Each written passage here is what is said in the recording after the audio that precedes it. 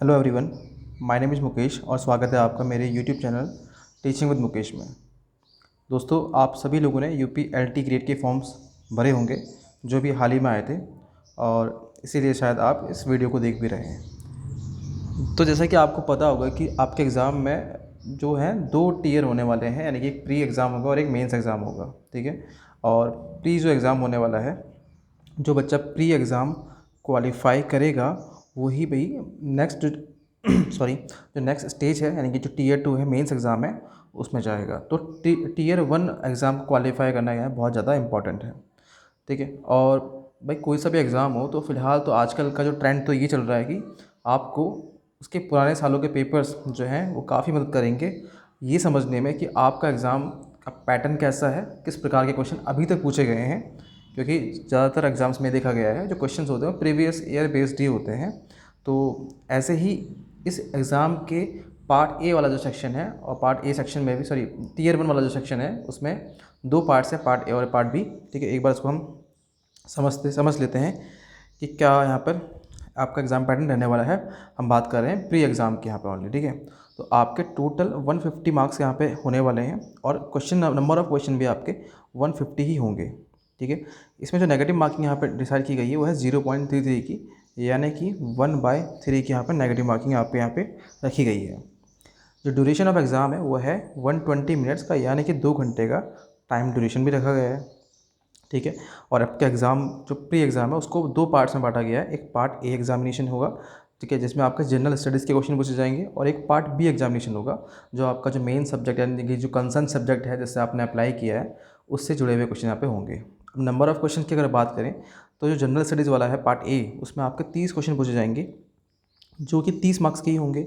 और जो concern subject है उसमें आपके 120 क्वेश्चन पूछे जाएंगे जो 120 मार्क्स के होंगे, और 120 + 30 150 मार्क्स का आपका टोटल प्री जो एग्ज़ाम होगा वो बन जाता है, ठीक है। तो हम जो ये वीडियो लेकर आए हैं, इस वीडियो में हम देखने जा रहे हैं जो जनरल स्टडीज़ वाला पार्ट है। देखो, हालांकि नंबर ऑफ़ क्वेश्चन ओनली 30 आने हैं और 30 मार्क्स आने हैं, ठीक है। लेकिन एग्जामिनेशन में जैसा कि आप आज की कंपटीशन देख रहे हैं, तो कोई भी सेक्शन यहाँ पर आप बिल्कुल भी क्लियर या ब्लैंक होकर नहीं जा सकते।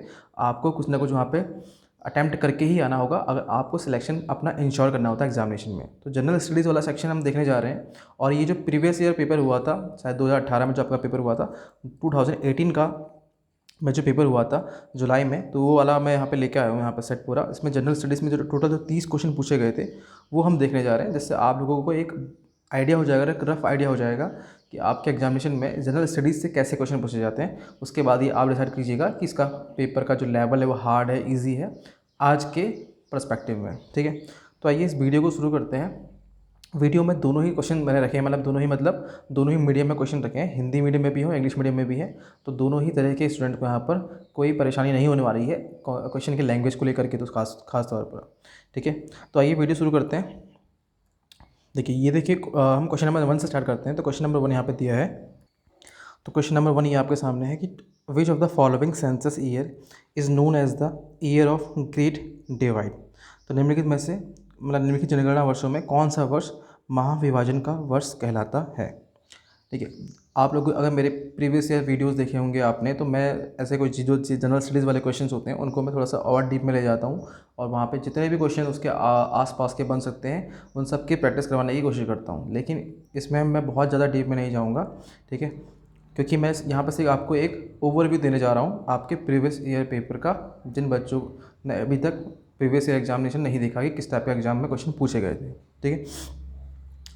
तो जो इसका आंसर था फर्स्ट क्वेश्चन का आपका, वो था आपका ऑप्शन नंबर बी, 1921। अच्छा, आप लोग खुद से अटेंड कीजिए और देखिए अगर आज ही ये एग्ज़ाम हो जाता अगर, तो आप लोग कितना अटेम्प्ट कर पाते इस पेपर में, ठीक है।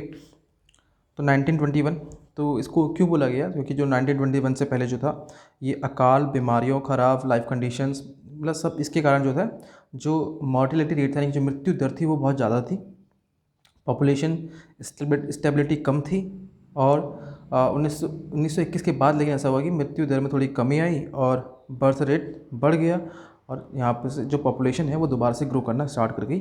इसलिए इसको बोलते हैं हम महाविभाजन का वर्ष, यानी कि यहाँ से इससे पहले का समय और इसके बाद का समय में काफ़ी तरह का यहाँ पे डिवीज़न देखा गया।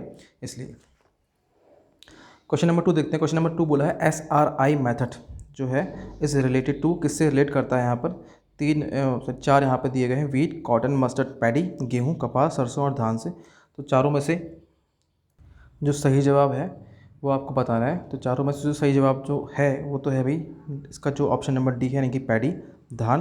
आप समझते हैं कि SRI क्या है। देखो SRI का पूरा नाम जो है, इसका नाम है पूरा, इसका पूरा नाम है सिस्टम ऑफ राइस इंटेंसिफिकेशन,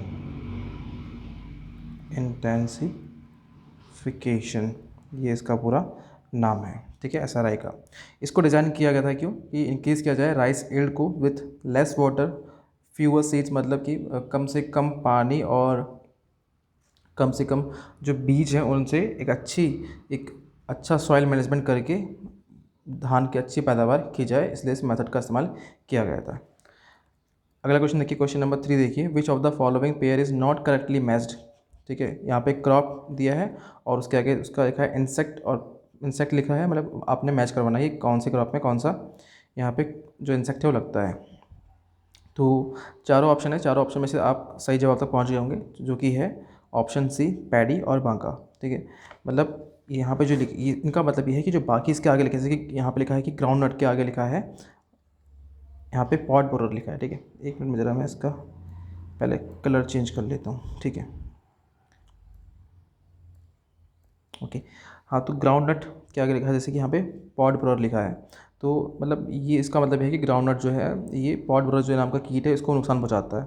ऐसे ग्राम के आगे भी पॉट बोरर लिखा है और पैडी के आगे बांका लिखा है, लेकिन पैडी को बांका नहीं, इसको भी पॉट बोरर ही नुकसान पहुँचाता है, इसलिए यहाँ पे ऑप्शन नंबर सी यहाँ पे सही था, ये गलत दिया था उन्होंने। ठीक है, अगला क्वेश्चन देखते हैं, क्वेश्चन नंबर 4 देखते हैं, the rotation intensify of maize, potato, moong, bean is.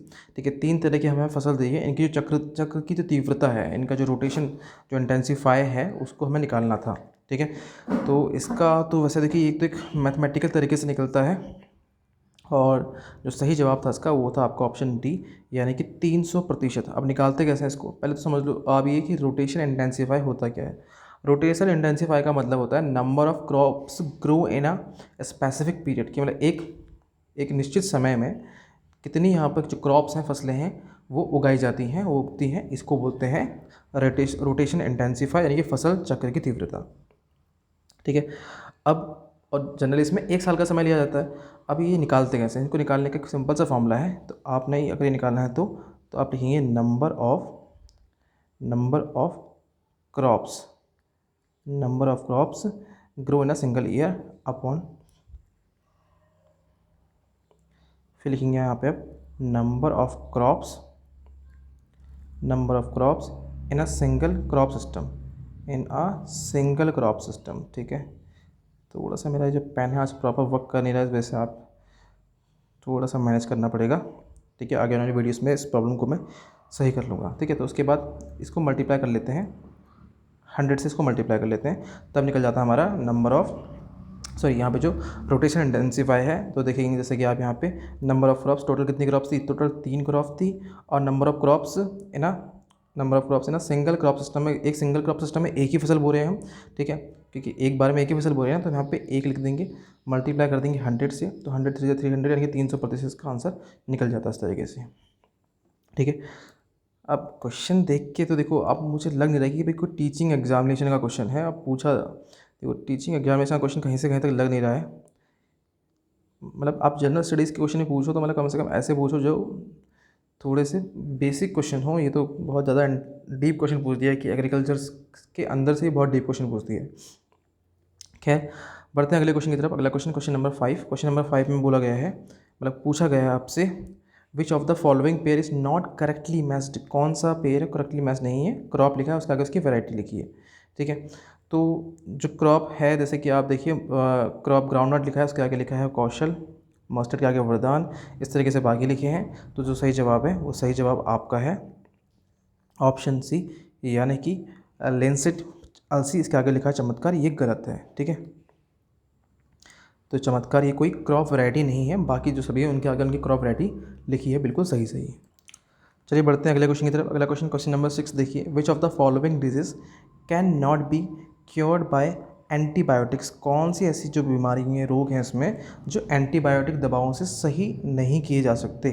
4 option आपके सामने लिखे थे, ट्यूबरक्लोसिस, टेटनस और मिजल्स जिसे खसरा बोलते हैं, और कोलेरा, तो ये हैं जो हैजा होता है। ठीक है, तो चारों में से जो है जो मतलब एंटीबायोटिक से सही नहीं होगा, तो भाई जो इसका सही जवाब था वो था आपका ऑप्शन नंबर सी, खसरा यानी कि मिजल्स। क्यों भाई? क्योंकि देखो जो टीबी है, ट्यूबरक्लोसिस जो है वो भी एक तरह का बैक्टीरियल इन्फेक्शन है। ठीक है, जो कि माइक्रोबैक्टीरियन ट्यूबरक्लोसिस से होता है, इसको एंटीबायोटिक से ही सही किया जाता है। ठीक है, टेटनस जो है ये भी क्या है, एक तरीके का, ये भी एक तरीके का बैक्टीरियम बीमारी ही है जो बैक्टीरिया से होती है, और इसको भी एंटीबायोटिक्स से सही किया जाता है। इसमें हम पेनिसिलिन नाम का एंटीबायोटिक यूज़ करते हैं, इसमें पेनिसिलिन नाम का एंटीबायोटिक यूज़ किया जाता है। ठीक है, जो तीसरा हमारा जो ऑप्शन था मिजल्स, वो नहीं है। ठीक है, और ये बैक्टीरिया से नहीं होता है, मिजल्स खसरा जो है ये वायरस से होता है, ये होता है वायरस से, इसलिए यहाँ पे ये वाला ऑप्शन सही हो जाता था। हैज़ा जो है ये भी एक बैक्टीरियम प्रोड्यूस्ड डिजीज़ है। ठीक है, तो ये थे सारे ऑप्शन की थोड़े सी एक्स्ट्रा जानकारी। क्वेश्चन नंबर 7 देखिए, क्वेश्चन नंबर 7 ये है, विच of the following pairs is not correctly matched, कौन सा पेयर जो है करेक्टली मैच्ड नहीं है। 4 ऑप्शन आपके सामने लिखे हैं, आपको बताना है चारों में से कौन सा करेक्टली मैच्ड पेयर नहीं है। कंप्यूटर, रेडियो, बैरोमीटर और डायनोमो। ठीक है, देखिए अब करेक्टली मैच्ड कौन सा नहीं, देखो कंप्यूटर के साथ आपने हमेशा से ही बचपन से ही पढ़ा है चार्ल्स बेबेज का नाम। ठीक है, और चार्ल्स बेबेज को बोलते हैं फादर ऑफ द कंप्यूटर, किसको बोलते हैं? चार्ल्स बेबेज को बोलते हैं। ठीक है, तो ये वाला ऑप्शन तो बिल्कुल सही से मैच हो जा रहा है, पहले वाले में कोई दिक्कत नज़र नहीं आ रही है। ठीक है, पहले वाले में कोई दिक्कत नज़र नहीं आ रही है। दूसरा ऑप्शन देखिए आप, दूसरा ऑप्शन है रेडियो, और रेडियो क्या लिखा है? Karl Benz. ठीक है, यहीं पे थोड़ी गड़बड़ है, इसको बाद में समझ लेंगे, पहले बाकी समझ लिए। बैरोमीटर क्या लिखा था? ई टॉर्सिली, तो ई टॉर्सिली यहाँ बैरोमीटर से बिल्कुल सही रिलेट करते हैं, इसलिए ये वाला भी ऑप्शन यहाँ पे नहीं हो पाएगा। बोला ना कौन सा सुमेलित, सही सुमेलित नहीं है, तो ये तो सही सुमेलित है। ठीक है, जो बाकी दो जो मैंने क्रॉस किए हैं अभी। ठीक है, बैरोमीटर क्या है? बैरोमीटर मतलब क्या है, किसके लिए यूज़ करते हैं? बैरोमीटर यूज़ करते हैं एटमॉस्फेरिक, यानी कि जो दबाव होता है, एटमॉस्फेरिक प्रेशर जो होता है उसको यहाँ पे मापने के लिए बैरोमीटर का यूज़ किया जाता है, तो ये भी ऑप्शन नहीं था इसका सही। अगला है डायनमो। डायनमो, और डायनमो जहाँ पर भी आएगा आपने माइकल फैराडे का नाम आपने ज़रूर सुना होगा, ये इलेक्ट्रोमैग्नेटिक इंडक्शन से भी रिलेट करते हैं। ठीक है, ठीक है, क्वेश्चन का जो आंसर था वो था ऑप्शन नंबर बी, यानी कि जो कार्ल बेंच से रेडियो रेडियो कार्ल बेंच। क्यों? ये जो रेडियो है इसमें मार्कोनी का नाम आता है।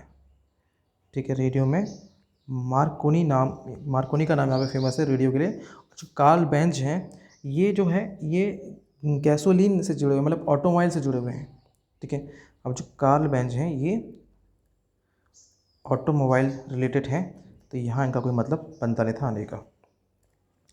अगला क्वेश्चन देखते हैं, क्वेश्चन नंबर 8। क्वेश्चन नंबर 8 है, the communication satellites are invariably, तो जो कम्युनिकेशन सैटेलाइट्स हैं वो इनवेरिएबली यानी कि सदैव संचार उपग्रह सदैव डैश करते हैं। ऑप्शन 1 था revolving eight there on speed, अपनी गति से भ्रमण करते हैं। स्टेशनरी रहते हैं यानी कि स्थिर रहते हैं, और जियो स्टेशनरी रहते हैं यानी कि भू स्थिर रहते हैं, अपनी कक्षा और गति बदलते रहते हैं। तो इसका जो सही जवाब था वो था आपका ऑप्शन नंबर सी, यानी कि ये भू स्थिर रहते हैं, या हम बोलें जियो स्टेशनरी ये रहते हैं। ठीक है, अगला क्वेश्चन देखिए, क्वेश्चन नंबर 9। क्वेश्चन नंबर 9 ये था, for which substance among the following conductivity increases with temperature, अगर हम चालकता बढ़ती है तापमान बढ़ाने पर, मतलब किस में ऐसा होता है? ठीक है, ऐसा किस में होता है? तो देखिए अब 2 चीज़ें समझिए, एक तो होते हैं हमारे,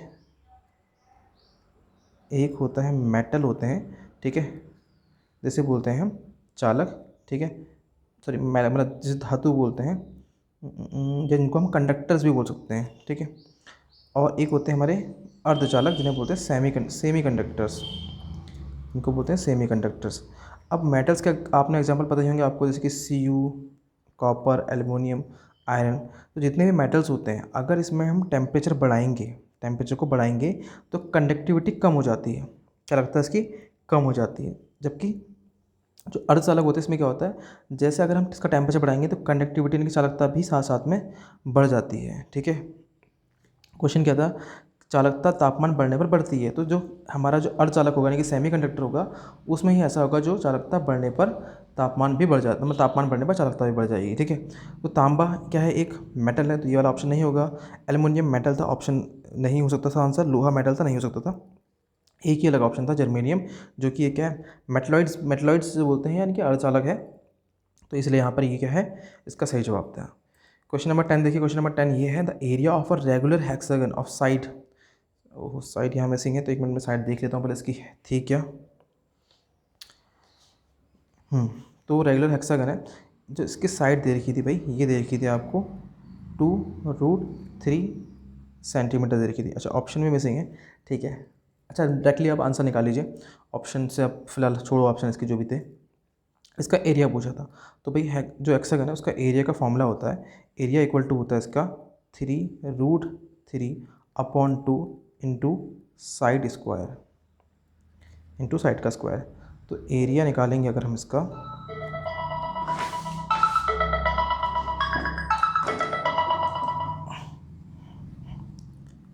ठीक है, तो एरिया अगर हम निकालते हैं इसका, तो ये होगा 3√3/2 इंटू साइड स्क्वायर। अब साइड कितना है हमारा, साइड है 2√3, तो 2√3 का कर देंगे स्क्वायर।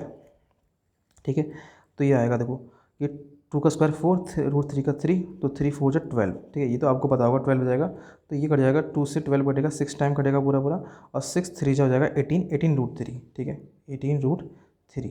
यहाँ पर अभी मतलब ये जो वीडियो है ये आपको सिखाने के पर्पज़ से तो फिलहाल मैंने नहीं बनाई है, ये वीडियो बनाई है कि एक तरीके से हम आप एग्ज़ाम के लेवल को देख लीजिए कि 2018 में लेवल पूछा कैसा गया था एग्ज़ाम का। ठीक है, और जो ये एग्ज़ाम पेपर है ना, ये मुझे मतलब बहुत सर्च किया तो मिला नहीं था, लेकिन फिर मैंने शायद अड्डा वालों की जो वेबसाइट होती है वहाँ से शायद निकाला है, मुझे लग रहा है अड्डा से निकाला है, टेक्स्ट बुक से निकाला, मतलब इन दोनों में से कहीं एक से ये पेपर मुझे अरेंज हो पाया, मतलब काफ़ी वेबसाइट में जाने के बाद। ठीक है, तो वहाँ से मुझे मिला है। अभी लग तो रहा है कि ये रियल पेपर यही है।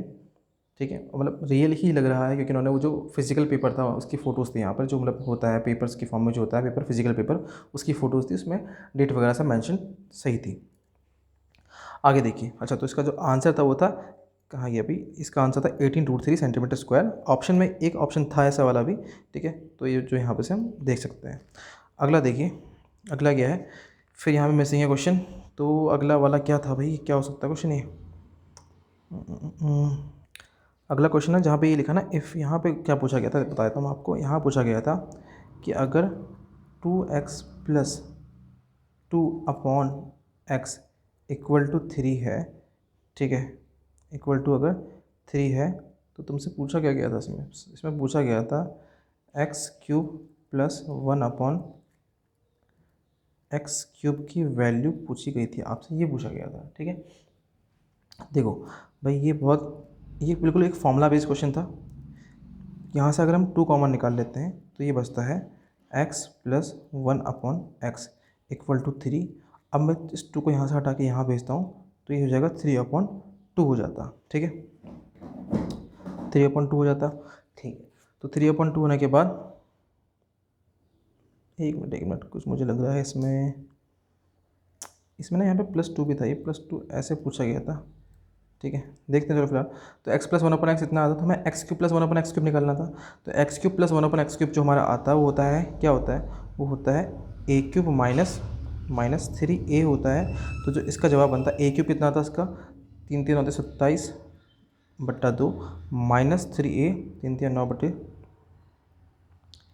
3 3a होता ना, 9/2, 27 में से 9 गया, 18/2 आता, 18/2 यानी कि 9 आता। ये मुझे लग रहा है कुछ क्वेश्चन में यहाँ पे साथ मैंने कुछ गड़बड़ कर दी है, क्वेश्चन यहाँ पे ये आ नहीं पाया इसके साथ में। ठीक है, ओ सॉरी सॉरी सॉरी, यहाँ पर 2 का क्यूब तो किया नहीं ना, इस 2 का क्यूब भी करेंगे, 2 2 4 8 होगा। अच्छा ठीक है, फिर 27/8 में से माइनस करना है 9/2 को। ठीक है, तो ये जो माइनस करके आएगा आपका, मैं थोड़ा सा इसको यहाँ लिखता हूँ, थोड़ा मेरा जो ये पता नहीं क्या सिस्टम हो चल रहा है यहाँ पे, इसका लेफ्ट वर्ड साइड वर्क कर ही नहीं रही है, वहाँ पे कुछ लिखा जा नहीं रहा है, मतलब लिखने में थोड़ी प्रॉब्लम हो रही है, कंटिन्यूस लिखा नहीं जा रहा है यहाँ पे कंटिन्यूसली। ठीक है, तो देखिए, तो इसका जो सॉल्यूशन था ये हो जाता आपका, मैं फटाफट से कर देता हूँ एक बार। तो ये 8 और 2 नम 4 नम 36, 36 27 कितना होता है, 4×9 = 36, 36 और 27 कितना होता है 9, तो -9/2 होता, सॉरी -9/8 हो जाता है इसका आंसर। ठीक है, आप लोगों ने कर लिया होगा तो -9/8 इसका आंसर हो जाता। इसमें 2 हमें और ऐड करना था, 2 ऐड करना था इसमें। ठीक है, क्योंकि इस हमें निकालना था, कहाँ ये क्वेश्चन, x³ + 1/x³ + 2 निकालना था। ठीक है, तो 8 × 16, 16 में से 9 जाएगा, कितना आएगा 7, 7/8 हो जाएगा इसका आंसर। ठीक है, तो ये वाला ऑप्शन सही था, 7/8। ठीक है, फिलहाल के लिए माफ़ी चाहूँगा कि अगर वीडियो मतलब क्वालिटी आपको पसंद नहीं आ रही हो, कुछ यहाँ पे आपको लग रहा हो कि अरेंज सही से नहीं हो पा रहा है, क्योंकि अभी थोड़ा सा प्रॉब्लम चल रही है, टेक्निकल इशू चल रहा है यहाँ पे, इसलिए ऐसा हो रहा है। आप प्रीवियस वीडियोस देख सकते हैं, मैंने वहाँ पर इससे तो बेहतर ही किया है, और मैं भी कोशिश करूँगा कि आगे और बेहतर तरीके से आपके लिए वीडियोज़ बना पाऊँ। देखिए, ये मैं कोशिश कर रहा हूँ, लेकिन अभी थोड़ा सा रिसोर्सेज की कमी है, इस वजह से ऐसा करना पॉसिबल मेरे लिए नहीं हो पा रहा है। ठीक है, तो खैर आगे बढ़ते हैं अगले क्वेश्चन की तरफ।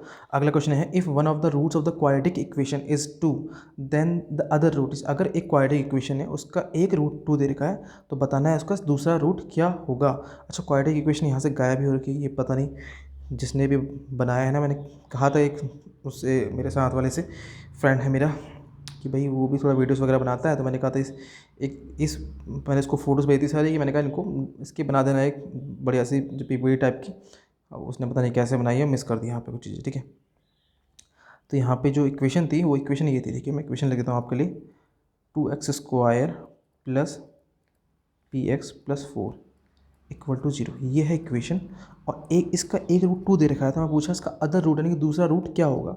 ठीक है, तो देखो भाई, रूट से जुड़ा हुआ फॉर्मूला क्या होता है, एक होता है अल्फ़ा + बीटा बराबर होता है -b/a,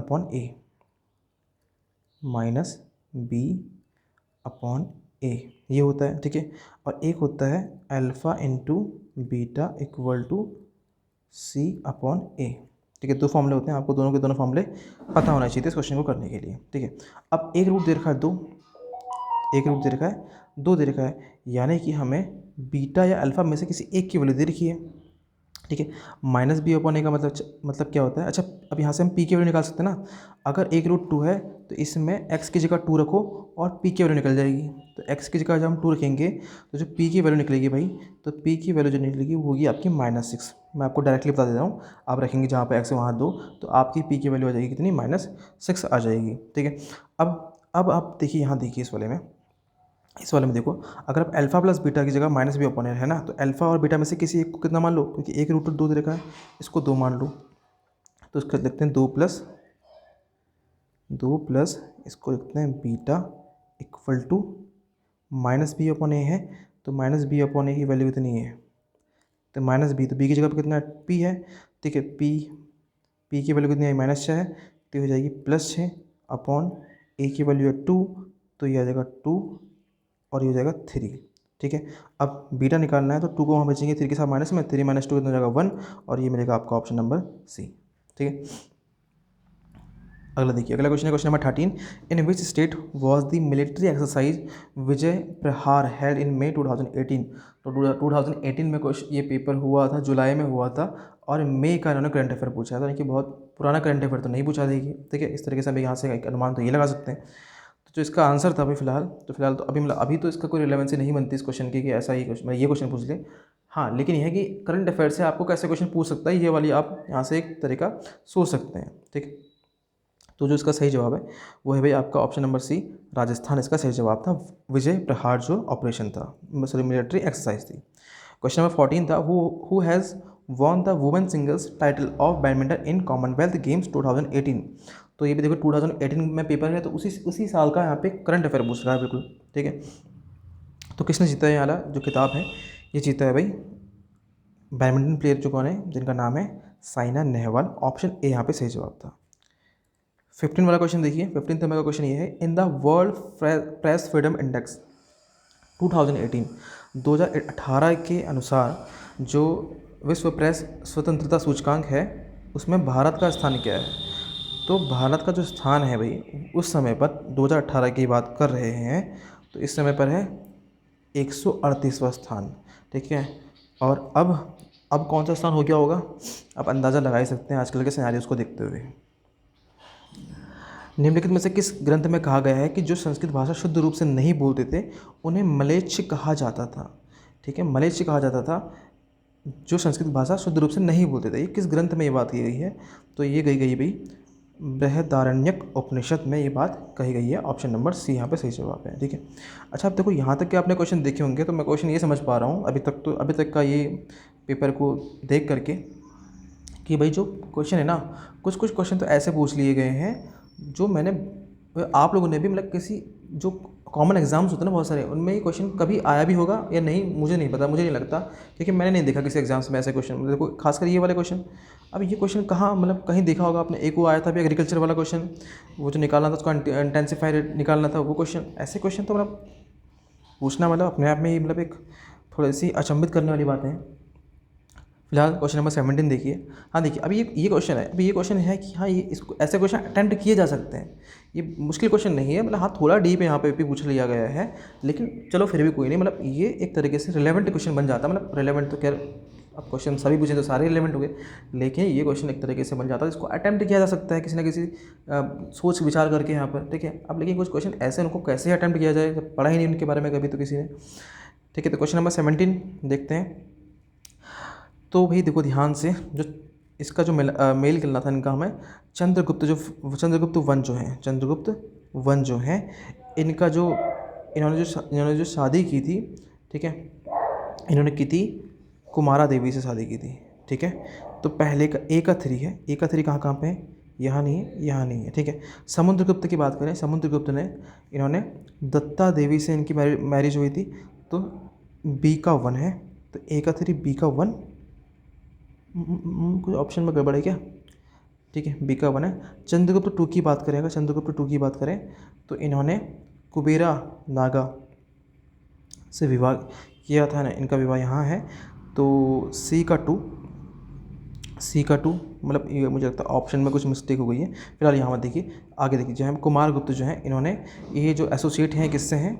ये हैं भाई अनंता देवी से, यानी कि डी का 4 था। ठीक है, डी का क्या था? 4 था। तो ये थे भाई, इस तरीके से इनको मैच करना था। आगे देखिए क्वेश्चन को, क्वेश्चन नंबर 22 होगा ये, 19 सॉरी कैसा आ रहा है? 17 18 है। ठीक है। Which reference to the book Arthashastra which of the following statement is are correct? कौन सा जो यहाँ पे कथन बोला गया है किसको लेकर के?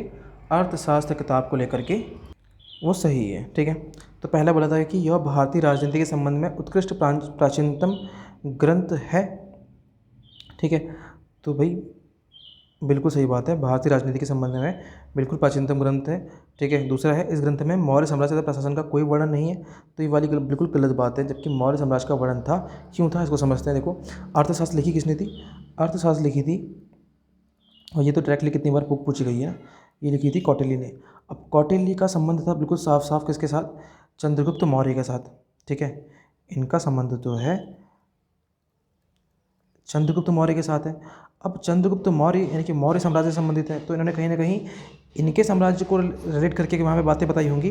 तो भाई दूसरा वाला तो बोला कि मौर्य साम्राज्य का तो प्रशासन से कोई संबंध ही नहीं, कोई वर्णन नहीं है। भाई क्यों नहीं होगा? बिल्कुल होगा। तो ऑप्शन 1 यहाँ पे सही था, ऑप्शन 2 यहाँ पे गलत था। क्वेश्चन नंबर 19 देखिए, who among the following address Delhi as one of the greatest cities in the world? ठीक है, मतलब पूरी दुनिया में सबसे महानतम नगरों में से एक नगर दिल्ली को किसने बताया है? आपके ऑप्शन यहाँ पे हैं, इब्न बतूता, अल-बरूनी और फरिश्ता, और यह है अबुल फजल। तो देखिए जो उसका सही जवाब था वो तो आपका था भाई ऑप्शन नंबर कौन सा? Option number A, Ibn Battuta इसका सही जवाब था। इब्न बतूता कौन है? एक ट्रैवलर था 14वीं सेंचुरी का, जो आया था तुगलक वंश के समय में, जब तुगलक वंश था यहाँ पे, वो रूल कर रहा था, उस समय आया था। तो इसने अब एक बुक लिखी थी। कौन सी बुक? इसका वो बुक भी काफ़ी बार पूछी जाती है, रहीला इसने बुक लिखी थी, उसमें इसने वर्णन किया था दिल्ली के बारे में। ठीक है। बाकी ऑप्शन के नाम भी आपने बहुत बार सुने होंगे। अल-बरूनी जो है, इनका संबंध है किताबुल हिंद से, किताबुल हिंद इन्होंने लिखी थी। फरिश्ता जो है ये 1617 के एक हिस्टोरियंस हैं, और अबुल फजल आईने अकबरी, ये आप सब जानते हैं। आगे देखिए अगला question, question number 20, who is known as the father of India's local self government? India की लोकल सेल्फ गवर्नमेंट के जो फादर हैं, जनक हैं, वो किन्हें कहा जाता है? वो कहा जाता है भाई लॉर्ड रिपन को। ऑप्शन नंबर 2 जो है यहाँ पर सही है। ठीक है। 1882 के आसपास का इनका समयकाल है। क्यों? क्योंकि इन्होंने जो स्थानीय स्वशासन था और इस पर प्रस्ताव दिया था एक तो, और नगर पालिकाओं और जिला बोर्डों की स्थापना की और निर्वाचित प्रतिनिधित्व को बढ़ावा दिया, इसलिए इनको father of local self government यानी कि स्वशासन का जनक कहा जाता है। अगला क्वेश्चन देखिए, question number 21, at least how many days are required to give the prior notice for the impeachment of the president of India. यानी कि अगर भारत के जो राष्ट्रपति हैं उन पर महाभियोग चलाना है तो कम से कम कितने दिन पहले नोटिस देना, सूचना देना क्या है, बहुत ज़्यादा आवश्यक है। तो ये ऑप्शन जो है, ठीक है, इसका जो सही जवाब है वो है आपका ऑप्शन नंबर बी, यानी कि 14th डे, यानी कि 14 दिन पहले, 14 दिन पहले आपको सूचना देनी पड़ेगी। और ठीक है, और इसका जो जिक्र है वो है आर्टिकल 61 में बोला गया है, किस पर, जो राष्ट्रपति पर महाभियोग है इसके बारे में आर्टिकल 61 में दे रखा है। और अच्छा ये बताइए, आप एक बार सोचिए जरा इस बारे में कि जो राष्ट्रपति पर महाभियोग है उसका जो प्रस्ताव है वो कौन से सदन में पारित किया जाएगा, मतलब कौन से सदन में प्रस्ताव लाया जाएगा। ठीक है, तो वही लाया तो किसी भी सदन में जा सकता है, चाहे राज्यसभा में ले आओ चाहे लोकसभा में ले जाओ, लेकिन जब प्रस्ताव आएगा तो उसको प्रस्ताव, जो उसमें सदस्य होंगे उनके 1/4 सदस्यों का समर्थन प्राप्त होना चाहिए, तभी प्रस्ताव को आगे भेजा जाएगा। क्वेश्चन नंबर 22 देखिए, who administers the oath of office and secrecy to the governors of state in India. ठीक है, जो भारत में किसी भी राज्य के राज्यपाल को पद और गोपनीयता की शपथ कौन दिलाता है, तो उसका सही जवाब है आपका ऑप्शन नंबर सी, राज्य के उच्च न्यायालय का मुख्य न्यायाधीश, यानी कि जो जो जिस राज्य के हैं उस राज्य का जो हाई कोर्ट होंगे उसके जो मुख्य न्यायाधीश होंगे वो शपथ दिलाएंगे। ये कौन सा आर्टिकल बोलता है, ये बोलता है आर्टिकल नंबर 159 के तहत ये बात बोली गई है। लेकिन अगर इसमें यहाँ पे कुछ कुछ वो भी बताई गई हैं बातें, कुछ स्थितियाँ बताई गई हैं, अगर मुख्य न्यायाधीश उस समय नहीं है तो कौन शपथ दिलाएंगे, तो जो भी उस हाई कोर्ट के सीनियर मोस्ट जज होंगे, यानी कि जो वरिष्ठ जज होंगे उस समय पर, वो यहाँ पर शपथ दिलाएंगे।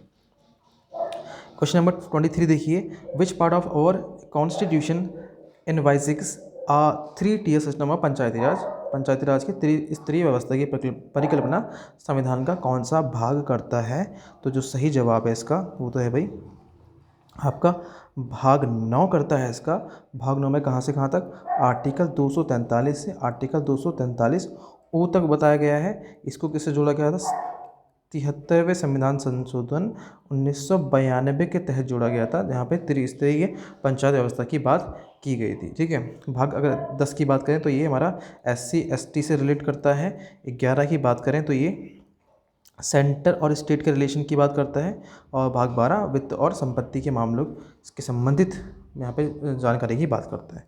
अगला देखिए, क्वेश्चन नंबर 24 देखिए, which of the following state has no oil refinery. कौन सा ऐसा स्टेट है इसके पास कोई भी ऑयल रिफाइनरी नहीं है, यानी कि तेल शोधनालय नहीं है, जहाँ तेल का शोधन किया जाता है उसका रिफाइन किया जाता है। ठीक है, तो देखिए जो इसका सही जवाब है वो तो है फिलहाल भाई छत्तीसगढ़ है इसका जो सही जवाब है।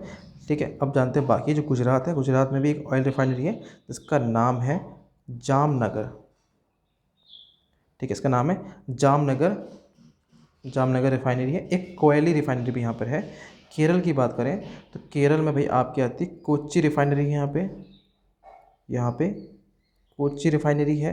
फिर बात करें अगर हम वेस्ट बंगाल की, तो यहाँ पर जो रिफाइनरी है उसका नाम है हल्दिया रिफाइनरी यहाँ पे है।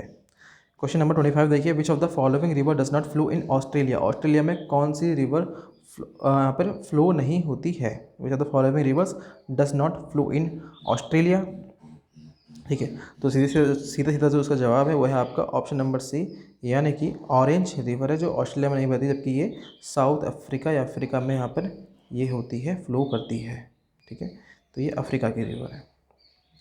अगला देखिए, क्वेश्चन नंबर 26, निम्नलिखित में से किस राज्य की जनसंख्या 2011 की जनगणना में कमी दर्ज की गई, यानी कि जनसंख्या में गिरावट यहाँ पे देखी गई थी, तो जो उसका सही जवाब है वो तो भाई आपका है नागालैंड है। ठीक है, 0 अच्छा डिक्रीज देखें अगर तो कितना डिक्रीज था, 0.58% का यहाँ पे डिक्रीज देखा गया था।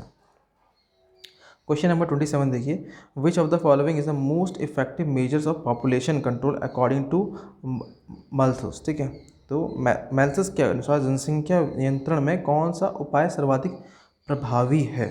ठीक है, तो जो इनके अनुसार है वह है आपका ऑप्शन नंबर सी, जन्म नियंत्रण। 28 क्वेश्चन नंबर देखिए, which of the following is not a biome, कौन सा एक जीवोम नहीं है। तो बायोम क्या होता है, एक लार्ज इकोलॉजिकल एरिया होता है जहाँ पर थोड़ा क्लाइमेट अलग होता है, प्लांट्स एनिमल्स यहाँ पे क्या होते हैं अलग होते हैं। जैसे कोई डिजर्ट की बात कर, एक डिजर्ट एक बायोम है, ग्रासलैंड एक बायोम है, ठीक है। तो जो इसका सही जवाब है भाई वो क्या है आपका, पारिस्थितिकी तंत्र, इकोसिस्टम। इकोसिस्टम नहीं तो इकोसिस्टम क्या है, एक इंट्रैक्शन है जहाँ पर ऑर्गेनिजम्स जो हैं अपने जो इन्वायरमेंट है उससे इंटरेक्ट करते हैं। तो ये इसका सही जवाब था, ठीक। अगला देखिए, Dudhwa national park is situated in which of the following state, कौन से स्टेट में है दुधवा नेशनल पार्क। तो ये आपको पता ही होगा, ये है आपका उत्तर प्रदेश में है। तो आज का जो ये आखिरी प्रश्न है इस सेशन का और इस जनरल स्टडीज़ वाले पार्ट का, वह है according to the 4th round of national family health survey the current FTFR यानी कि टोटल फर्टिलिटी रेट जो है हमारा, कुल प्रजनन जो दर है वो चिल्ड्रन पर वुमन यानी कि प्रति महिला बच्चे पर कितनी है। तो जो इसका सही जवाब है वो है 2.2, ठीक है। कितनी है, ऑप्शन ए 2.2। तो भाई ये था पूरा एक सेशन, मतलब पूरा एक 30 क्वेश्चन जो आपका पार्ट ए में पूछा जाएगा आपसे, पूछा गया था, मतलब ये तो पूछा ही गया था, पार्ट ए में पूछा गया था। कब, जुलाई 2018 में जो एग्ज़ाम हुआ था आपका, उसका एक उसी का है, ठीक है। और एग्ज़ाम का लेवल आप देख के बताइए कमेंट सेक्शन में कि एग्ज़ाम का लेवल कैसा लग रहा है आपको, हार्ड है या मतलब इजी साइड है, हार्ड साइड है, या फिर मतलब कुछ और बदलाव करना चाहिए ना एग्ज़ाम में इस मतलब क्वेश्चंस के लेवल में, ठीक है।